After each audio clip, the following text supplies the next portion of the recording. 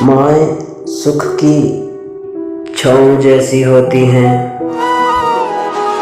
दुख में सर्द हवाओं जैसी होती हैं।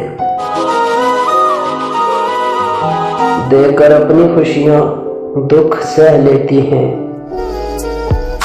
ये मकबूल दुआओं जैसी होती हैं। सारे रिश्ते ऐन वफा से खाली हैं, ये भरपूर वफाओं जैसी होती हैं। जब सन्नाटा रूहें घायल करता है, तब बासोज सदाओं जैसी होती हैं।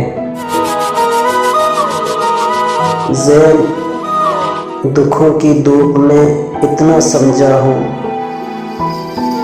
माएँ सुख की छाँव जैसी होती हैं। माएँ सुख की छाँव जैसी होती हैं।